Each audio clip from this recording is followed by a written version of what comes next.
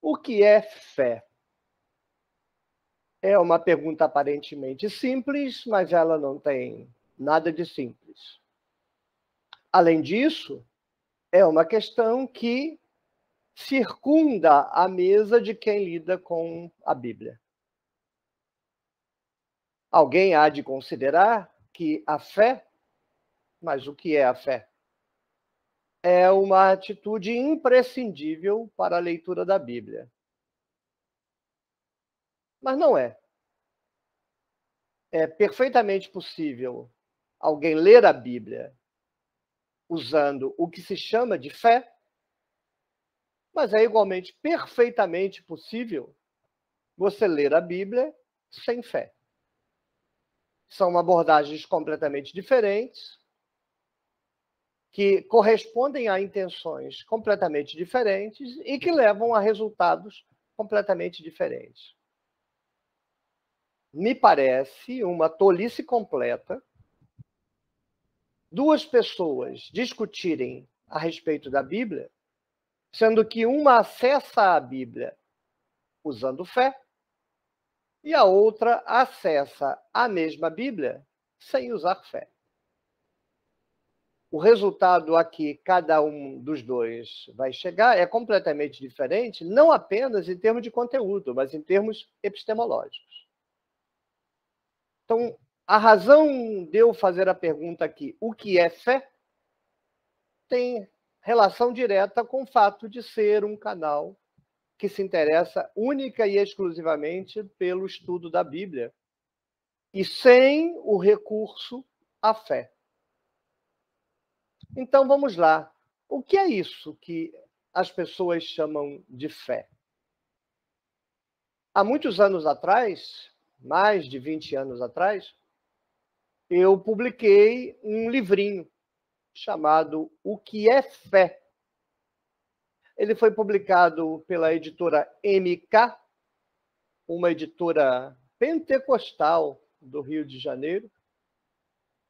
E esse livrinho foi publicado porque a editora responsável pela organização da coleção, o que é,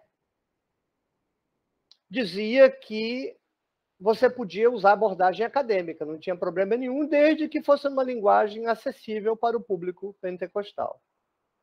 Então, aquele livrinho que foi publicado na MK tem um conteúdo absolutamente acadêmico, fenomenológico, eu diria, crítico, mas numa linguagem bem simples, bem simplificada. Eu acho que é uma obrigação minha publicar de novo aquele material, e dependendo do interesse que esse vídeo aqui suscitar, eu devo fazer isso. Então vamos lá. O que é fé? Fé podem ser 4 coisas diferentes. Essas 4 coisas diferentes estão relacionadas mais intimamente em pares. 2 conceituações estão muito interrelacionadas, mas são independentes. E o outro par de definição também se encontra interrelacionado, mas são coisas independentes, que não se confundem uma com a outra. Para esclarecer, eu vou dar as 4 definições. Primeiro, da forma como eu concebi há um tempo atrás. Primeiro, a fé como encontro. Mas há a fé como ensino. Mas há a fé como encanto e há a fé como entrega.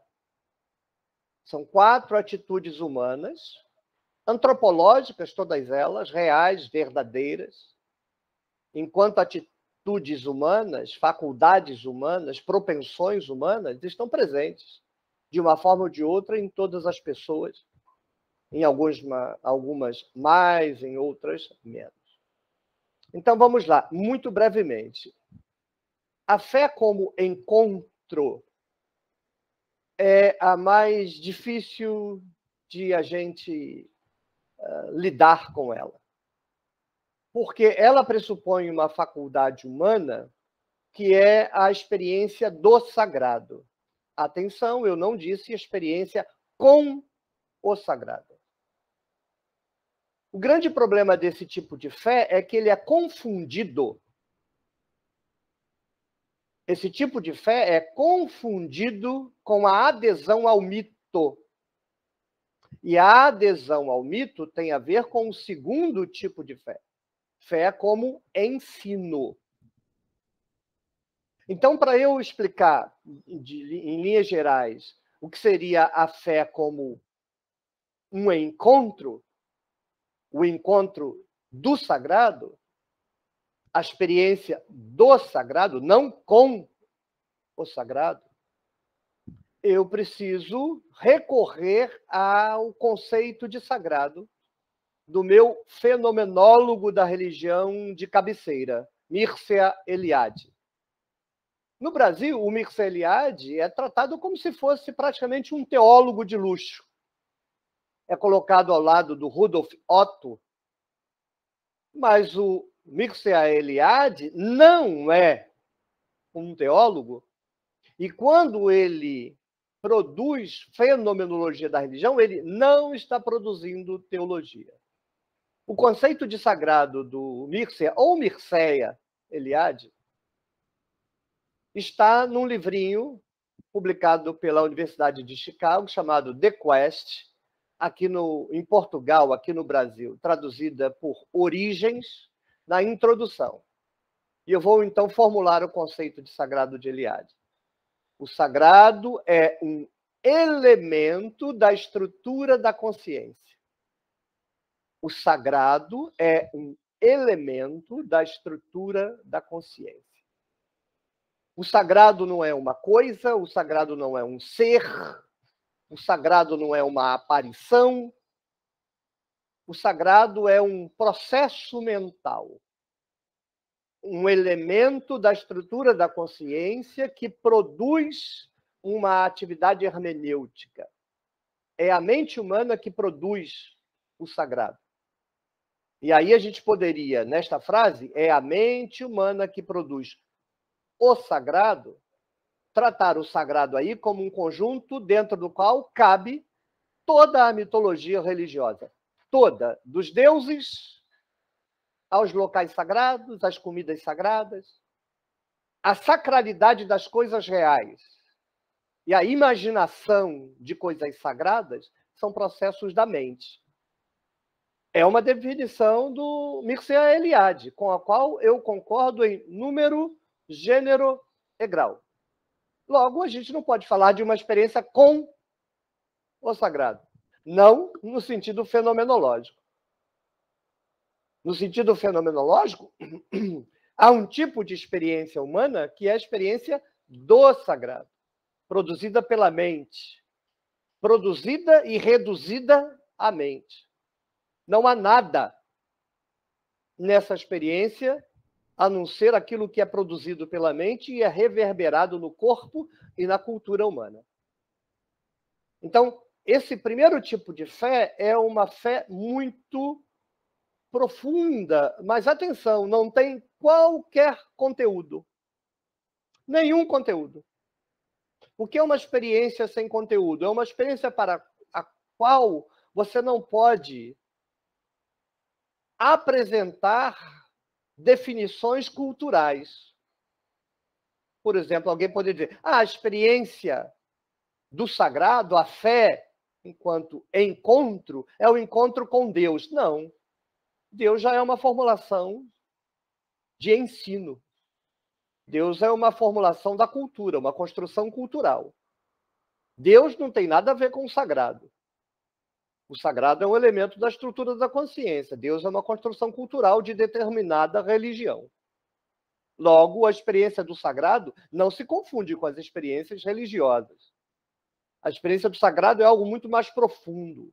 Sequer religiosamente, ela necessariamente é. A experiência do sagrado é uma experiência que está além da religião. Pode se dar na religião.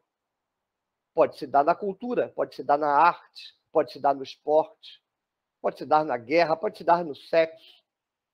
A experiência do sagrado não está relacionada em termos de identidade com a experiência com o divino, com o mito, com o rito. É um outro tipo de experiência. Fundante, fundamental. Alguns diriam inefável. Mas não é inefável porque a divindade é de tal nível sublime, blá, blá, blá, blá, blá, que eu não posso... Não, nada disso. A divindade não é inefável. A divindade cabe dentro da doutrina de qualquer religião. A declaração de que a divindade é inefável é um equívoco e uma tentativa de levar a equívoco. A divindade não é inefável. Inefável é a experiência do sagrado quando não ainda preenchida por conteúdo. Quando preenchida por conteúdo, ela se esvaziou do sentido de fé enquanto encontro. Aí ela passa a ser uma fé do tipo ensino.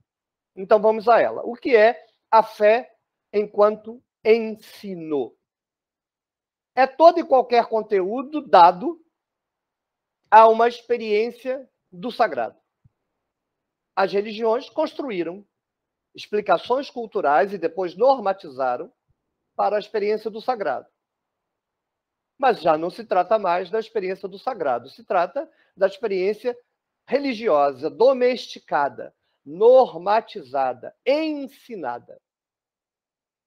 Por exemplo, na Epístola de Judas, Judas diz que é dever dos destinatários da carta batalharem pela fé, uma vez por todas, dada aos santos. Fé aí é doutrina, é ensino. Você vai numa religião, aprende as doutrinas dessa religião, doutrinas para essa religião, mitos, numa abordagem acadêmica. Você, então, apreende essas doutrinas e agora você tem uma cartilha que explica para você o que é a sua experiência religiosa. Você não tem nenhuma compreensão do significado científico de uma experiência religiosa. Você tem a compreensão mitológica, doutrinária, teológica dessa experiência religiosa.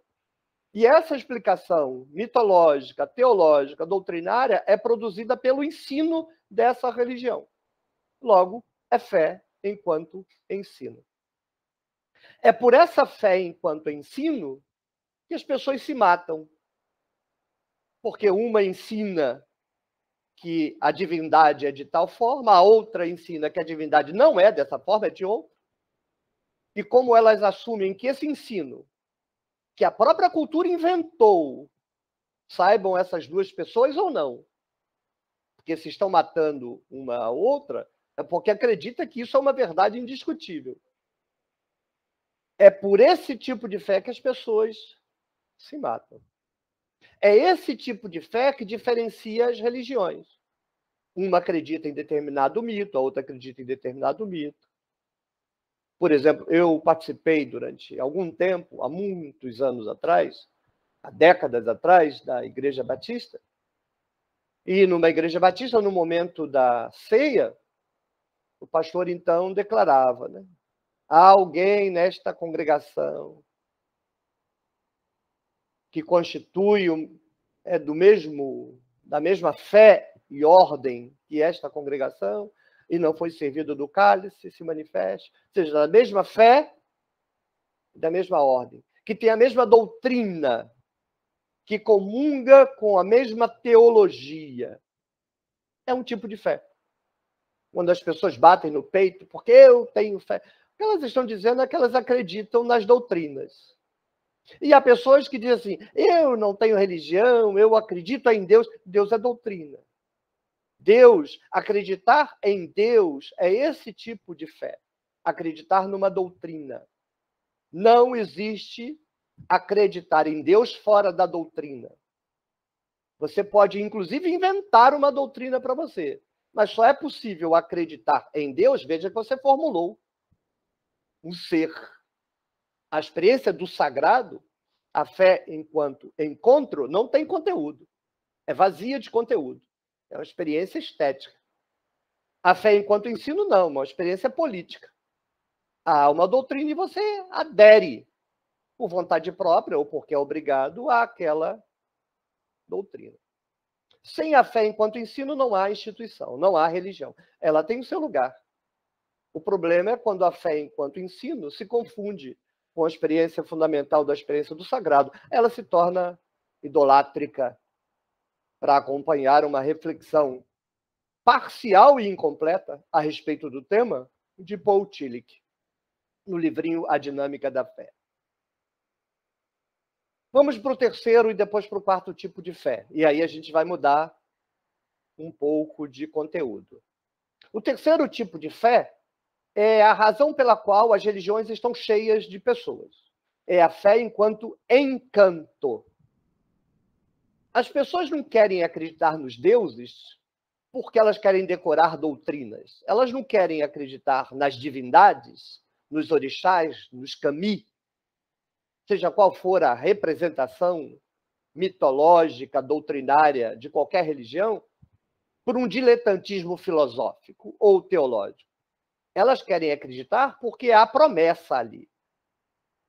Junto com o pacote doutrinário a respeito das divindades, vem o pacote doutrinário sobre os atributos dessas divindades. E dos atributos consta que são poderosos e poderosas para prover as necessidades do fiel, se o fiel corresponder às exigências, deixa isso para outro dia. O que importa é que o fiel acredita que há um poder na divindade. E quando ele manifesta a fé do tipo encanto, ele acredita que, de alguma forma, ele pode manejar esse poder. A forma mais comum desse tipo de fé é a oração, que é magia. A fé é uma expressão de caráter mágico. A fé, a oração. Por quê? Porque quem ora acredita que a oração move, de algum modo, a mão da divindade, a mão das divindades.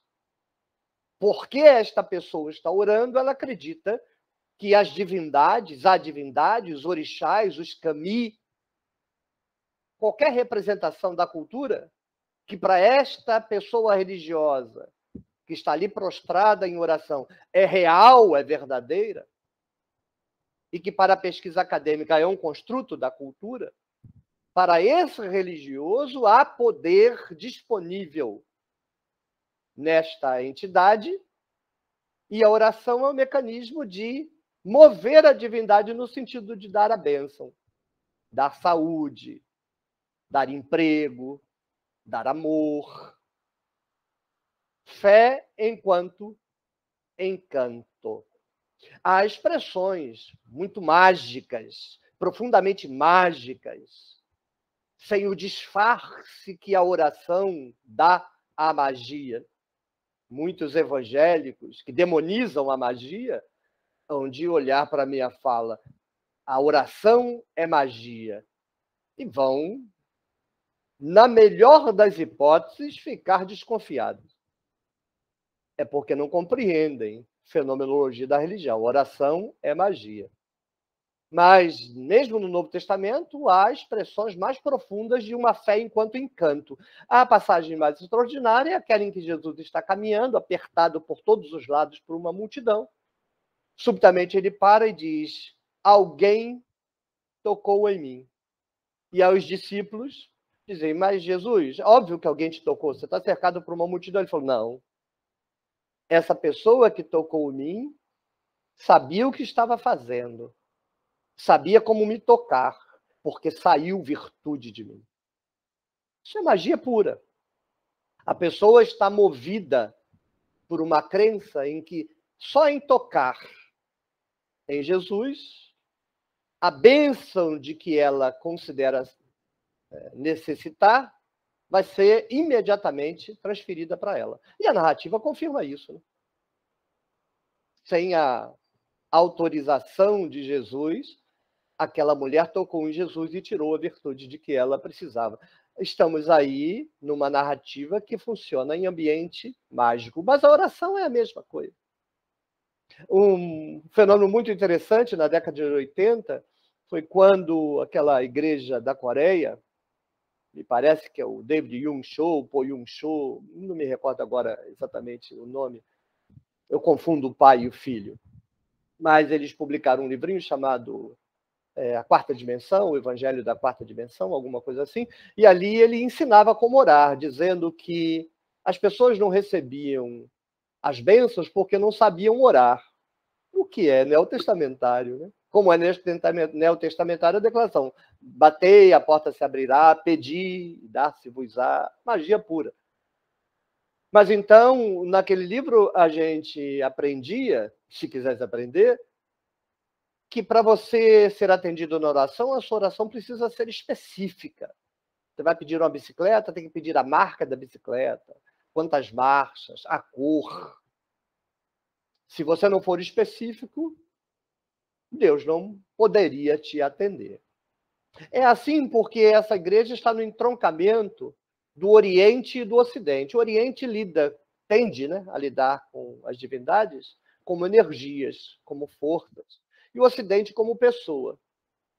O que essa teologia da oração em detalhe está tentando fazer é juntar as duas matrizes. Mas não importa, é magia da mesma forma. É um componente fundamental da experiência religiosa. Eu diria que no campo da experiência religiosa administrada cotidiana é o elemento mais importante. É por isso que as pessoas estão nas igrejas. Não é por questão de identidade, como se quer dizer, as pessoas precisam da religião para ter uma identidade. Isso pode ser verdade na classe média que já satisfez as suas necessidades básicas de sobrevivência e aí inventam outras necessidades. Mas para a esmagadora maioria da população, não. Elas estão na religião porque querem comida, querem casa e querem emprego. E por isso elas desenvolvem a fé enquanto encanto. E, finalmente, uma definição que eu transformei, mas não é minha, é do Manuel Garcia Morente, Fundamentos de Filosofia, primeiro livro de filosofia que eu li na minha vida. A fé enquanto entrega. É uma fé linda. Ela pode, inclusive, se esvaziar do conteúdo religioso. Ela está presente na experiência religiosa. Por exemplo, em Mateus, quando você recebe a orientação de não se preocupar com o seu dia a dia, olha para os pardais, olha para os lírios. Por que você está preocupado? É o tipo de declaração que você pergunta, então nem preciso orar. Porque diante desta atitude, fé enquanto entrega, pedir já é descrença. Porque aquele que expressa no campo religioso a fé enquanto entrega está tão seguro de que está sendo cuidado que não precisa pedir. Cá entre nós, se um filho precisa pedir ao pai, há algo de complicado nessa relação. O pai pode inventar uma explicação, né? Esperei você pedir para que você saiba que eu é que te sustento. Oh, que exemplo de pai maravilhoso. Oh, eu esperei você pedir para que você aprenda a sua dependência. Ou seja, essas explicações teológicas, que no fundo é só para tentar dar um sentido para o que não tem sentido nenhum. Que é porque eu preciso pedir a um pai amoroso, a uma mãe amorosa, porque eu preciso pedir aos deuses, se eles sabem do que eu preciso. Só lá em Mateus, esse tipo de fé. Você não precisa pedir, não. Também tem lá em Mateus. Você precisa pedir, são perspectivas diferentes. Você quer pedir? Peça. Você não quer pedir? Não precisa pedir, desde que você manifeste esse tipo de fé religiosa, fé enquanto entrega. Que não é uma fé mágica. É uma fé profundamente marcada pela confiança nos cuidados das divindades. Mas esse tipo de fé se expressa no cotidiano. Não é uma fé fundamentalmente religiosa, como a fé enquanto encanto é.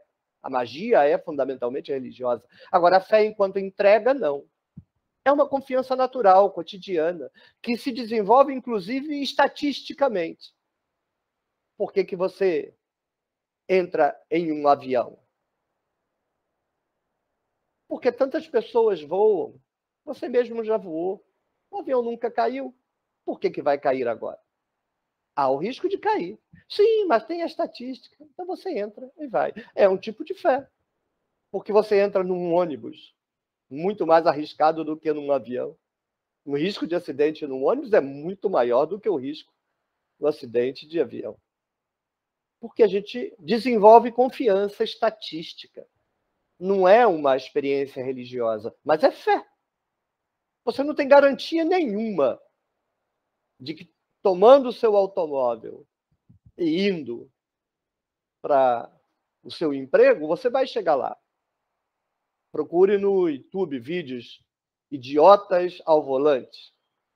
Você vai ver como é fácil você sofrer um acidente de trânsito, seja por negligência sua, seja por negligência de terceiros, o que é mais sério, inclusive. Que você pode estar muito atento, mas os outros não. E às vezes você não pode fazer nada. É um tipo de fé que você manifesta. É uma fé enquanto entrega, que pode se manifestar na experiência religiosa, numa placidez absoluta, numa tranquilidade absoluta, numa tranquilidade máxima. Há muito tempo atrás havia um seriado Sétimo Céu. Não passa mais, eu já procurei no YouTube, era lindo. A experiência religiosa daquela família, e o líder daquela família era um oficial da religião, ele conversava a respeito com a família e manifestava no dia a dia dele esse tipo de fé, que sempre me encantou, sem trocadilho. A fé como entrega é uma experiência de absoluto descanso, de absoluta tranquilidade, que eu compreendo que é mais fácil à medida que as necessidades fundamentais da vida são satisfeitas.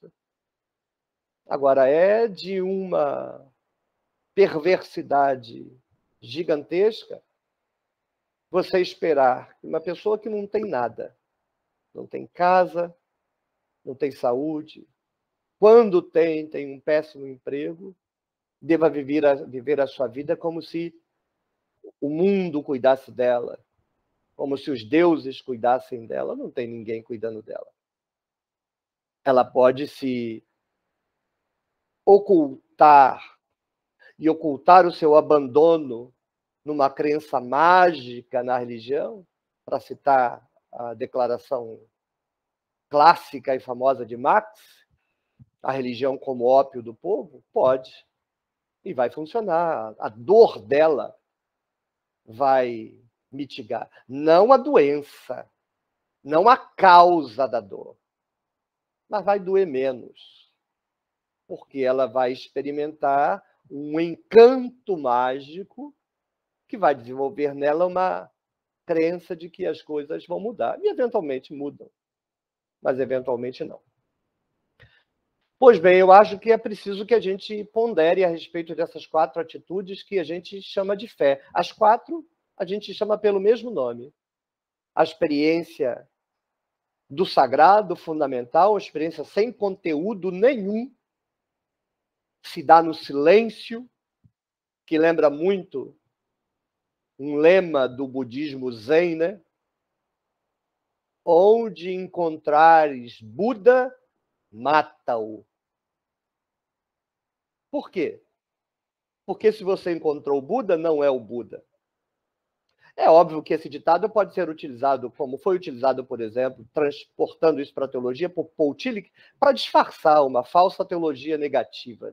Deus é símbolo para Deus. Reflita sobre isso e descubra onde está a pegadinha. Onde é falsa essa declaração.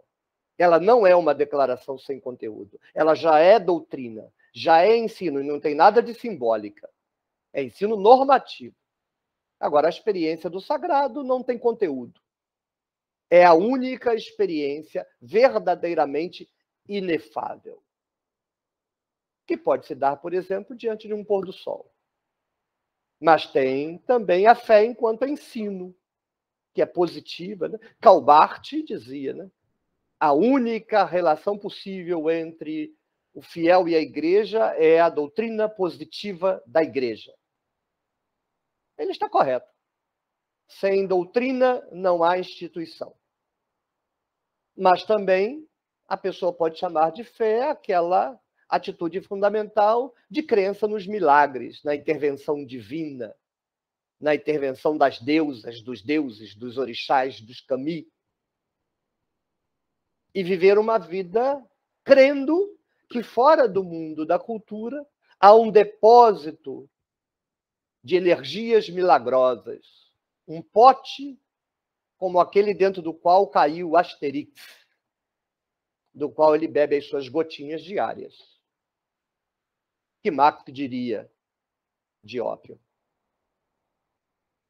E, finalmente, aquela atitude fundamental da espécie humana, que é a fé enquanto entrega, que pode ter expressão, pode se atualizar na religião, mas que é intrinsecamente não religiosa. É uma confiança, um otimismo natural, é fé. É preciso distinguir isso.